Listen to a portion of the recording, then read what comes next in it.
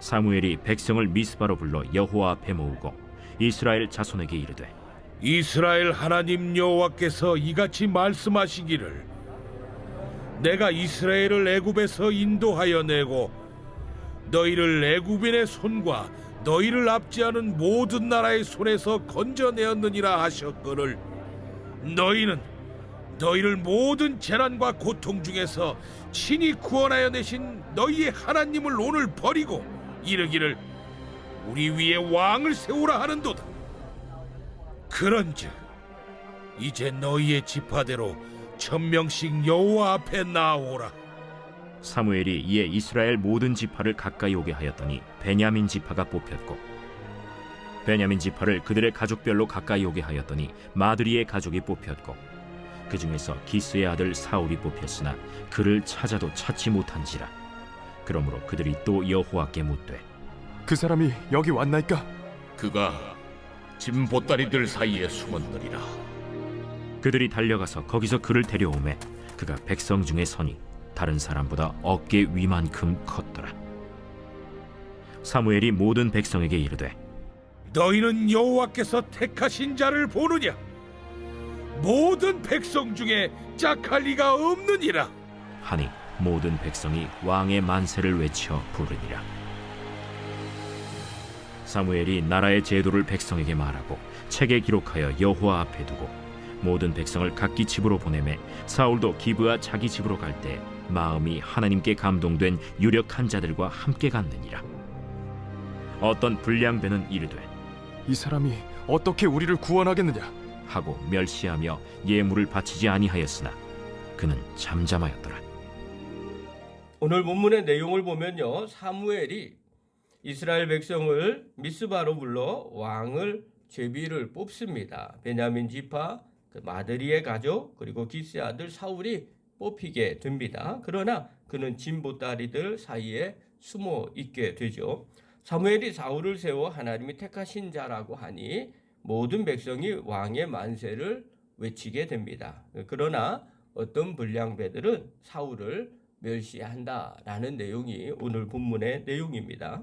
오늘 이 본문을 통해서 하나님께서 사울을 왕으로 세우실 때 하나님의 방법을 좀 살펴보도록 하겠습니다.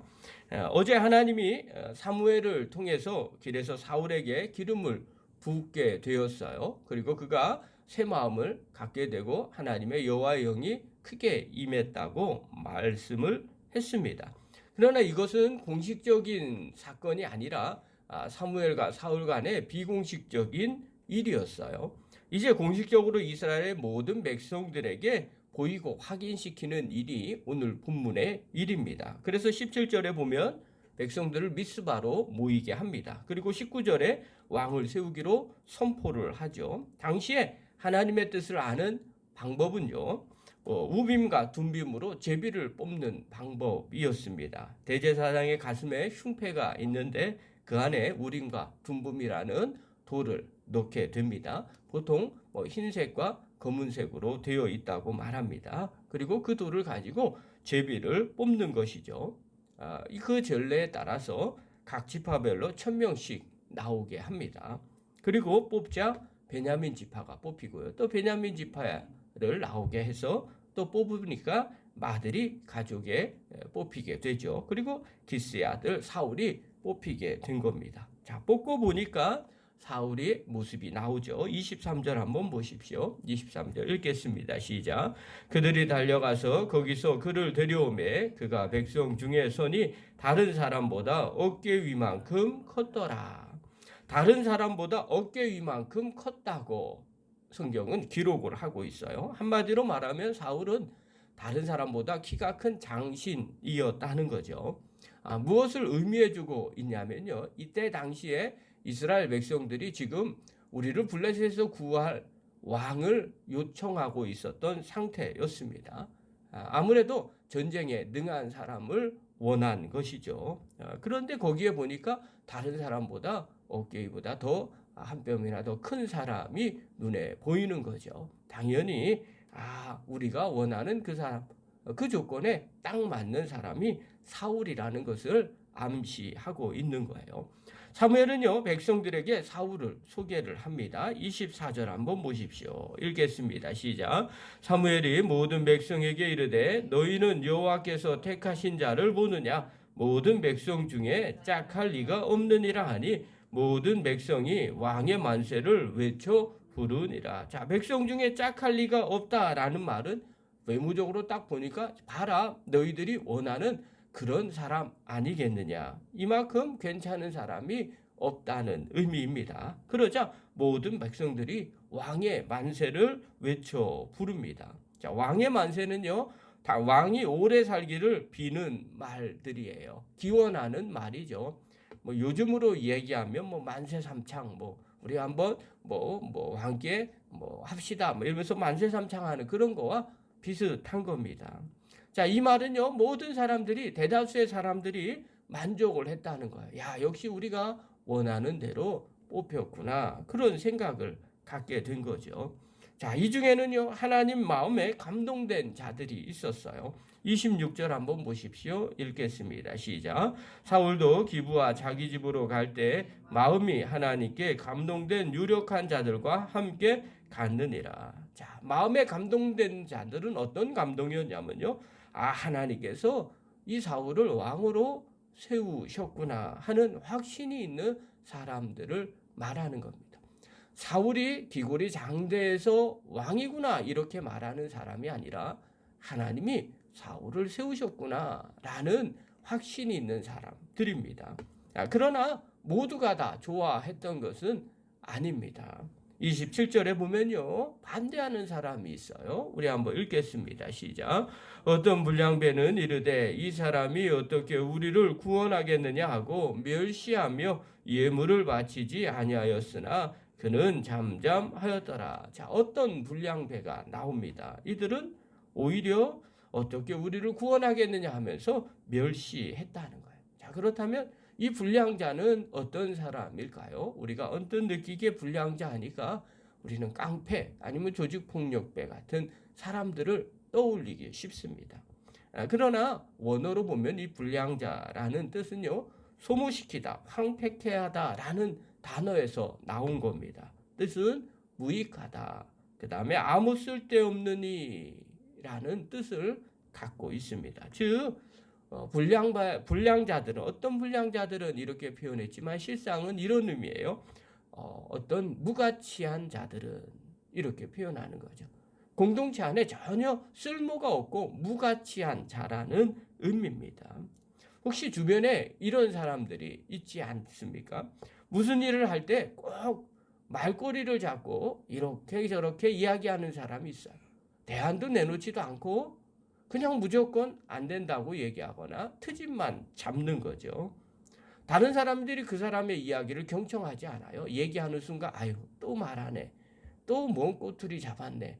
이렇게 이야기하죠. 그리고 그가 이야기할 시간이 그냥 전부 다 사람들이 딴짓합니다. 왜냐하면 들어봤자 그 말이 그 말이고 백해 무익한 말이에요. 자, 그리고 난 다음에 자, 의견 다 들었죠? 우리 한번 거수 한번 해볼까요? 하면 아무도 그 사람 편을 들지 않게 됩니다. 왜 이렇게 되느냐? 그 사람은 원래 공동체 안에서 하나 되고 무언가를 하려고 하는 사람이 아니라 어떻게 하면 트집을 하고 방해하려고 하는 사람이기 때문에 그렇죠. 마치 그런 사람들과 같은 거예요. 이런 사람을 불량자라고 말하는 거예요. 자, 그러면 이런 질문이 들죠. 왜 이 사람들이 다 모든 백성들은 하나님이 세운 사울을 보고 역시 하면서 하나님 마음에 왕의 만세를 부르고 합창을 했는데 왜 이 사람들은 그렇게 하지 않았을까? 이유는 다른 것이 아니에요. 자신들의 생각과 다르기 때문에 그렇습니다. 아마 이들의 생각은 이런 생각이었을 거예요. 최소한 지도자가 되려면 전쟁을 해야 될 텐데 전쟁을 하려면 각 지파에게 전령을 보내고 또 협조를 구해야 될 텐데 과연 베냐민 지파에서 이런 일을 할 수 있겠느냐라는 의도가 담겨져 있어요. 당시의 12지파 중에 베냐민 지파는 가장 힘이 없는 작은 지파였습니다. 그러니 이 불량자들은 아마 베냐민 지파 사람들이 아니라 큰 지파, 힘 있는 지파의 사람일 확률이 많습니다. 그래서 성경학자들은 이 사람들을 유다 지파나 아니면 에브라임 지파의 사람일 것으로 추정하고 있어요. 왜냐하면 우리같이 큰 지파가 그 지파에서 지도자가 나와야 이스라엘이 어려움을 겪을 때 구원할 수 있지 않겠느냐 하는 내용이 그 안에 들어있기 때문에 그렇습니다. 사랑하는 성도 여러분, 오늘 이 본문을 통해서 우리가 영적인 눈이 한번 열려지셔야 됩니다. 하나님이 일하시는 방법은요, 인간이 일하는 방법과 다른 경우가 많다는 사실을 늘 기억하셔야 됩니다. 우리는요, 우리 생각에 맞아야만 믿는다고 생각합니다. 그러나 하나님의 일은요, 우리 생각과 전혀 다르게 일하실 수도 있어요. 여러분, 그때 하나님의 뜻이 무엇인지를 분별할 줄 아는 영적인 눈이 있어야 됩니다. 여러분, 우리의 눈으로는요, 이왕이면 큰 지파에서 지도자가 나오면 얼마나 좋을까요? 힘 있는 지파에서 지도자가 나오면 아무래도 일하기가 수월할 겁니다. 그러나 하나님은 가장 작은 지파에서 사울 왕을 뽑게 됩니다. 오늘날 우리도 비슷한 일들이 있죠. 주의 일꾼이라면 교회 연합을 보면 큰 교회에서 또 세상에서 실력 있는 사람들 중에 뽑으면 일하기가 얼마나 수월하겠습니까? 그게 보통 인간의 생각입니다. 힘도 있고 재정도 넉넉하고 그러면 주의 일하기 쉬우니까 그런 사람 뽑으면 참 좋겠다. 그렇게 생각합니다. 그러나 하나님은 그렇게 뽑아서 사용하지 않습니다. 하나님의 관점은요, 크거나 작거나 돈이 많거나 적거나 많이 배웠거나 적게 배웠거나가 사실은 아닙니다.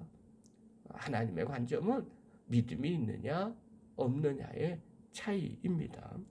하나님의 일은요, 사람의 힘과 능력으로 하는 것이 사실은 아닙니다. 오히려 하나님의 일은요, 하나님 스스로 하게 됩니다. 그래서 하나님 마음에 합한 사람을 찾게 되죠. 이것을 가장 잘 아는 야고보는요, 이렇게 야고보서 2장 5절에 이렇게 기록을 하고 있어요. 내 사랑하는 형제들아 들을지어다. 하나님이 세상에서 가난한 자를 택하사 믿음에 부요하게 하시고 또 자기를 사랑하는 자들에게 약속하신 나라를 상속으로 받게 하지 않았느냐, 이렇게 반문을 합니다. 이 말은요, 가난한 자를 택해서 믿음에 부요하게 만들어 주셨다는 겁니다. 또 자기를 사랑하는 자들에게 약속하신 나라를 상속받게 해주신다는 거예요. 그러니 분명하게 알라는 거예요. 부자냐 가난하냐가 아니라는 겁니다. 하나님을 사랑하느냐 그리고 믿음이 있느냐, 이것이 더 중요하더라는 거예요. 사랑하는 성도 여러분, 우리의 기준을 점검하시기 바랍니다. 세상의 기준으로 하나님의 일을 보지 않기를 바랍니다. 가난하냐 부자냐, 세상 출세냐 아니냐, 많이 배웠느냐 못 배웠느냐가 아니라는 거예요. 오히려 믿음이 부요한가, 내가 하나님을 정말 사랑하는가, 여기에도 관심을 두시기를 바랍니다. 하나님은요, 그런 사람 찾아 사용하십니다. 저와 여러분, 믿음이 항상 부요해져서 하나님이 믿음의 사람을 찾으실 때 저와 여러분이 그 주인공이 되기를 간절히 바랍니다. 또 하나님을 사랑하시기 바랍니다. 그래서 하나님이 자신을 사랑하는 자를 찾으실 때 그 주인공이 되는 저와 여러분 되기를 간절히 축원합니다.